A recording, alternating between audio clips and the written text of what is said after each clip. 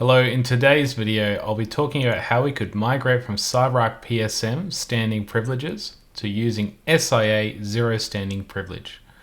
And this will be all surrounding the Windows RDP access. So the topics I'll cover today are comparing the PSM versus the SIA zero standing privilege connections and how that workflow works. Once we've done that, we'll go ahead in the lab and configure the SIA connectors for both Windows and Linux. Depending on your use case, sometimes you only need Windows connector servers and sometimes you'll need Linux connector servers. As a good rule of thumb, it's good to have both of them so you can cover all use cases. Then I'll cover some initial SIA settings that you may want to review. We'll then configure the TLS certificates so that we can ensure that we are connecting to trusted targets within the environment. We'll then connect to a target using SIA using a vaulted credential. So this is a great milestone, being able to use vaulted credentials with SIA, so that this allows users to use the new SIA service while you're exploring the zero standing privilege workflows, and gives you the ability of reducing your PSM footprint. We'll then configure the SIA Strong Account for Windows, and then we'll configure some SIA policies to demonstrate the local and domain zero standing privilege workflows.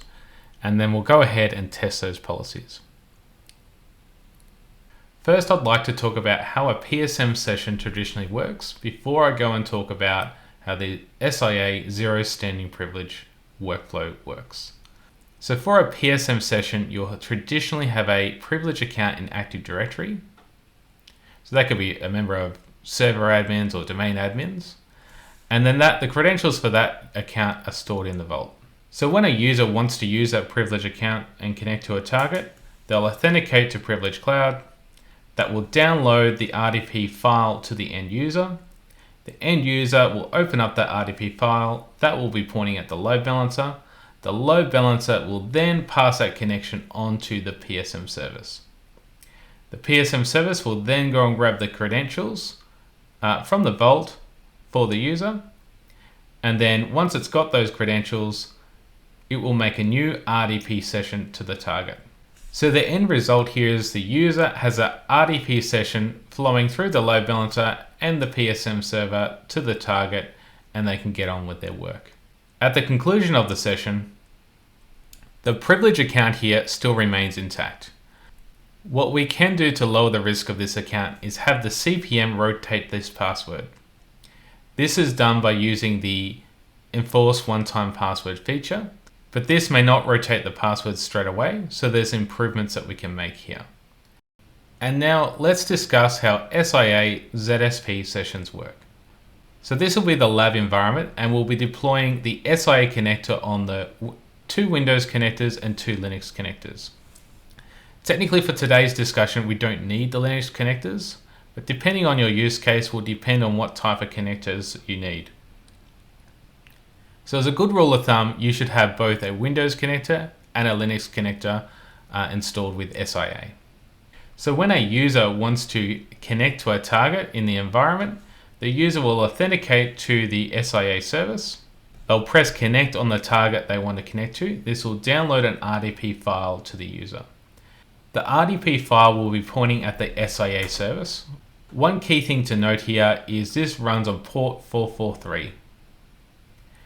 Instead of what you typically think would be port 3389. So this is actually an RDP gateway that it connects to. Once it connects to the SIA service will know what policy the end user has for the target they're trying to connect to. So as a general rule, there's 2 types of sessions. There's local ephemeral sessions or domain ephemeral sessions. I'll talk about the local ephemeral session first. So right after the SIA session is established, it will make a connection to the target and create a local privileged account. So typically this will have the username. In my case, it will be John and then a random string behind it. This will typically add it to whatever privilege group that you want it to. In this case, it will be the administrators group. Once that's done, the SIA service will make a new connection to the target on port 3389 using the credentials of the local account it just created. So of course, when any new user connects, it will create a new user profile. So it will be in this directory here. So once the user is finished with their RDP session, that will be disconnected. The SIA service will know the session has concluded, and a new connection is made from the SIA service to the Windows server to destroy both the local administrator account and the user profile that was created during that session. So this is great. There are no privileged accounts left in the environment, and the user profile directory is cleaned up at the conclusion of the session. The recordings of the sessions are kept in the audit service if you've got that enabled. So now I'll talk about a domain ephemeral zero standing privilege session. So the start of the session remains the same. They'll authenticate to the portal, they'll download an RDP file and connect to the SIA service. So based on the policy, the SIA service will know what target it's trying to connect to and what is required to make that connection happen. So the first thing the SIA service does, it makes a connection to Active Directory and creates a privileged account in Active Directory. This could be a member of domain admins, it could be a member of server admins, whatever you see fit for the use case. The SIA service will now make an RDP session to the target using the credentials it just created in Active Directory. Then the user's off and away with their privileged account that's temporary. Like before with the local ephemeral account, any new user that logs onto a server will create a new profile. Once the user's finished with the RDP session, the SIA service will know that session has finished. The SIA service will make 2 new connections to clean up the domain ephemeral zero standing privilege account. So first it will connect to Active Directory and it will destroy the privilege account. And a second connection will be made to the target server using WinRM to clean up the user profile of the domain ephemeral user. Now that that's all done, you can see that there's no standing privileges left in the environment at the conclusion of the session.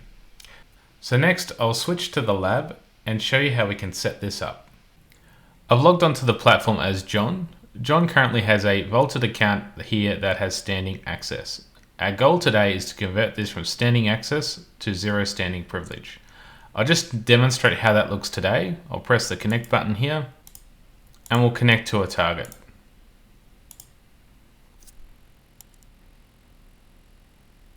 There we are. We've logged onto the target as the john.admin account, and we want to improve this by not using the standing access account. We want to convert to zero standing privilege. So I'll just log off. And I'll head over to Identity Administration. I just want to briefly talk about the permissions and the roles here. So there's 2 roles that I'm going to talk about. One's called DPA admin. This will be renamed at some stage, given that SIA used to be called DPA or Dynamic Privilege Access. So at the moment, I've just set the Privilege Cloud administrators to have the SIA access. You may do something different in your environment, but that's what I'm doing here in this lab. And the second role you'll need to create is this one here. So at the moment, I've given Privilege Cloud administrators and Privilege Cloud users access to this role I've created. And under administrative rights, we've got the show infrastructure page and show secure access space tile. Now that we have the permissions set, I'll head over to the administration space. And I'll come down to the connector pools underneath connector management. Because I've previously set up a system connector, I have an existing connector pool. You may need to create new connector pools to suit your needs in your environment, but because this is a simple lab environment, we're going to stick with this connector pool. If I click into this connector pool, we'll see that we don't have any identifiers set. I'm going to set a FQDN identifier and put in the wildcard of the domain name. The reason why we do this is to tell SIA where to find the hosts for this domain name, and they'll reside in this connector pool. I'll press add and done. Next we'll head to SIA connectors here and we'll click on add a connector. I'm going to select on premises and we'll use the existing pool of this one here. I'll click next And we'll start with the Windows connectors first. I'll click Next. We'll stay with the defaults here and click Next. And this will generate a script that is valid for 15 minutes. We'll copy this and we'll run this script in each of our Windows connector servers. Here on connector server 1, we'll open PowerShell as administrator and execute the script.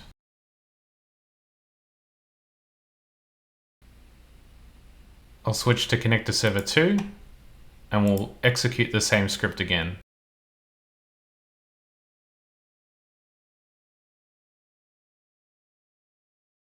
I've also prepared 2 Linux connector servers.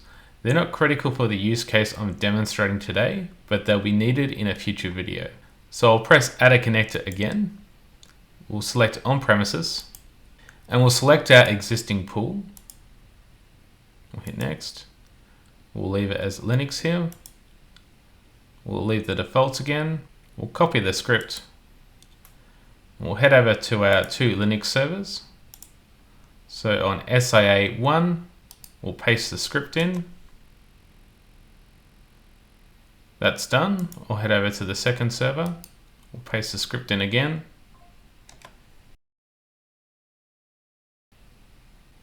We'll close this. And if we refresh, and we can now see our 2 Windows SIA connectors and our 2 Linux SIA connector servers here. Next, we'll configure some settings in the SIA service. So we'll go to the application switcher here and we'll open SIA in a new tab. And we'll come down to settings here. I just want to highlight some of the important settings. So first, this option here, this isn't enabled by default from memory. This means that you don't need to re-authenticate when you click connect inside the secure access space. If you do want to re-prompt for authentication, you can turn this option off. The second option that I want to highlight is the video recording. By default, this is not turned on. So it's important to turn that on if you want to record the sessions inside SIA. And down the bottom here, we've got the TLS validation enabled here. It's always important to leave this turned on. The only reason I can see why you'd turn this off is to troubleshoot something temporarily, but then turn it back on. Once you've made all your changes, hit apply. Next, we'll head over to TLS certificates. This is extremely important. The reason why we have TLS certificates here is so that SIA can confirm it's connecting to a trusted target or trusted domain controller if we're connecting to that also. And in this lab, I've got a certificate authority set up. So I'm going to add a certificate and I'm only going to add the root certificate of the local CA to this lab. So there's our root certificate. I'll just call it root and click add. If you don't have an internal certificate authority, you'll need to add the individual certificates of each RDP certificate and domain controller. And if you're also using WinRM, you'll also need to add in the certificates for WinRM. Now that we have this certificate applied, we can actually test the SIA service using John's vaulted account. So we switch back to John's session here, and let's open the Secure Access space in a new tab.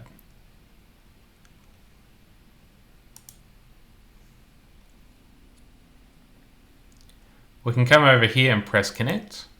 And we'll connect to Win Server 1. I'll click Add and Connect. This will download an RDP file and we can see that's pointing to the CyberArk.cloud domain name. And we can see here we have logged into Win Server 1 as john.admin and we're not using PSM anymore, we're using the SIA service. So we're not done yet. Let's set up the zero standing privilege access workflow. I'll just log off this session. And we'll switch back to the other browser. Our next goal is to set up a strong account.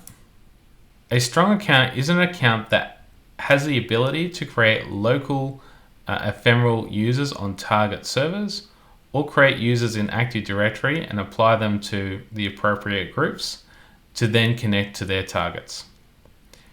When the session finishes, it also uses a strong account to remove the user profile using WinRM if you've got that configured. Before we can add a strong account, we need to go to Privilege Cloud and onboard a strong account.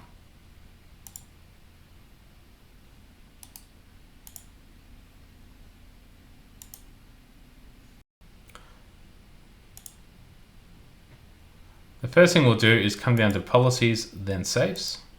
We'll create a safe. We'll give it a name. We'll press Next. First, I'll search for Privilege Cloud Administrators. And we'll give Privilege Cloud Administrators full access to this safe.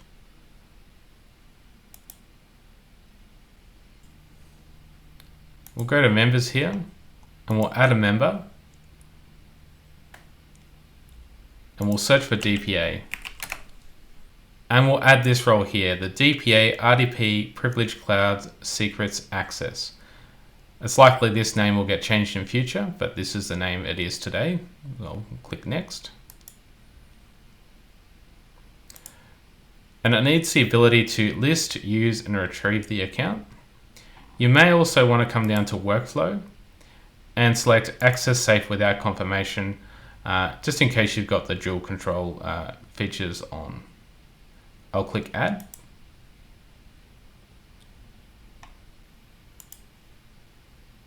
Next, we'll come down to Administration, then Platform Management.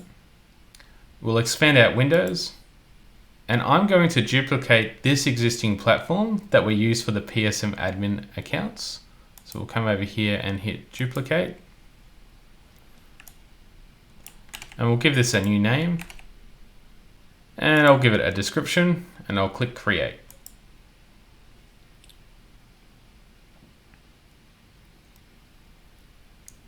If I expand this out again, we have our Strong Account platform here. I'll just edit this and show you some settings. And we'll go to Automatic Password Management. Password change we've got enabled. The password verification is also enabled. I don't have the reconcile set up on in this occasion, and the password is set to 20 characters. You may also decide on how often you'd like to change the password for this strong account. You'd configure that under the master policy, but for now I'm going to stick with these settings. And we'll go back to the accounts view. Before we onboard the strong account, we'll head over to the domain controller, and we'll open up Active Directory. And I've created a strong account ahead of time. This strong account is a member of the domain admins. In a production environment, you of course would want to use the methodology of least privilege, but for today's demonstration, I'll leave it in the domain admins group. So I'll switch back to the Privileged Cloud web interface, and we'll onboard the strong account. I'll press Add Account. We'll search Windows. Come down to the WinDOM SIA Strong Account platform. We'll search for SIA here, and we'll find the SIA Strong Account safe we created. We'll put in the address for the domain name. We'll put in a username here, and the password, of course. I find it's a good idea to name the account name, this is very important, to be the same as the username. This makes it easier when you're setting up the strong account in SIA. We'll give a logon to domain, and we'll press Add. We'll favorite the account, and I'll change the password. As you can see here, the strong account has been changed. We'll head back to SIA, and we'll add a strong account. The account name was this one here. And the safe was this here. We'll enter in the domain name. If you're going to use this strong account to create local ephemeral users, this is all you need to do. You can press Add and Continue. But for this demonstration, I want to create domain ephemeral users, so we'll enable this feature here. And we'll come down to the LDAP Secure, and we want to validate our domain controllers against our root certificate. All the domain controllers in this lab have the LDAP service signed by a certificate issued by the CA. So of course the LDAP is used to create and remove domain ephemeral account and modify the groups they're associated to. And the last feature here is WinRM over HTTPS. What this does, it deletes the ephemeral user profile at the conclusion of the SIA session. Again, it's important that we do certificate validation for this use case so that WinRM is communicating with a trusted target. That's all we need to do here. I'll press add and continue. And we'll enter in the domain name. If you wanted this strong account to apply to a specific target or suffix, you can do that also. So I'll press save on this. Next, we'll head over to the recurring access policies. We'll create a policy and we'll select VMs. We'll give it a name. So in this case, I'm going to simulate a server admin policy that creates a local ephemeral account. The time frame will be always. The assets will be an on-premise asset. And in this case, I'll do exactly the hostname of the server. You of course could select any of these other options to make it a little bit more dynamic, but of course you always want to follow the methodology of least privilege. So we'll select apply on this one. We'll create an access rule. We'll give it a name. We'll select Windows and we'll create a local ephemeral user that adds the user to the local administrators group. You could of course select other groups or create another custom group that already exists on the server. We'll add a member, and for now we'll select John. And we'll also select the time frame of all day. I'll click create and activate.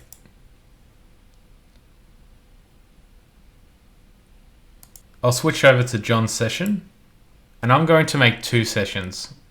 So I'll use the vaulted account here, and we'll connect to Win Server 1.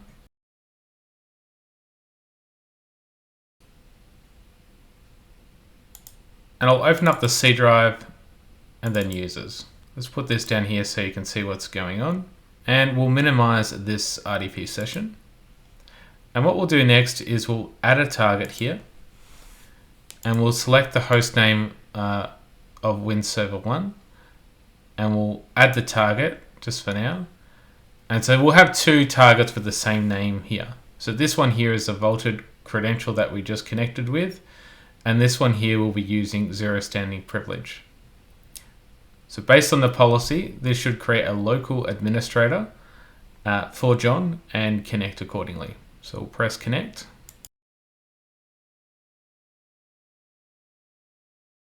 And as we can see, we've logged into Win Server 1 as a local user, and the local user is named John and then a dash and then a random string here. And just to double check, we'll open up computer management. We'll go to local users and groups and then administrators. We can see this John account here is a member of the local administrators. So let's log off this session. We've done with our work. We can log off. And the reason why I logged in as john.admin using a vault credential is I wanted to demonstrate the cleanup process. So I'm going to switch back to the john.admin session, and we can see here, here's that same username that John logged in as before. And of course you could see there that got removed. I didn't remove that. That was the SIA service connecting to this server using WinRM and deleting the user profile. If we didn't do this, gradually over time as each ephemeral account was created, the C drive on this server would eventually fill up with all the user profiles. Anyway, I'll log out of this session. And I'll go back to the other browser. And next, as a quick demonstration, we'll do the domain ephemeral users. So I'm going to edit this policy that we created before. We'll just change it to domain. We'll come down here to the access rule. Let's call that domain. And we'll select ephemeral domain user. And I'll paste in an AD group called grp_server admins. This group is a member of the local administrators on all servers in this environment. The rest of the details here I'll leave the same. I'll hit update and then save. And if I head back to John's browser, and we don't need to change anything, this is the same target we were using before, so we'll press connect again. And here we are, we're logged in as a domain user, and it's John and then a random string at the end, this is a totally different account to that local account before. It's obviously a domain account. If we open PowerShell as administrator, we'll type in gp result/r, and we can see here's the user, the domain ephemeral user, and it's a member of the grp_server admins here, as expected. I'll log off.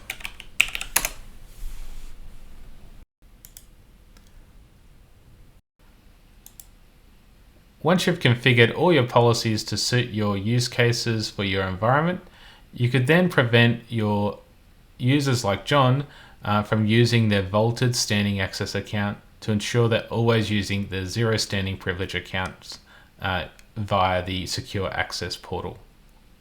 To do that, you'd go back to the Privilege Cloud portal, go to your safes,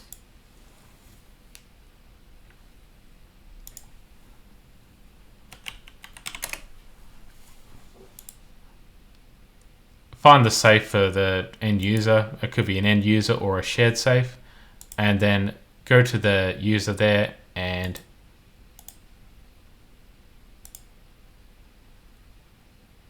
remove their ability from being able to use the account or retrieve the account.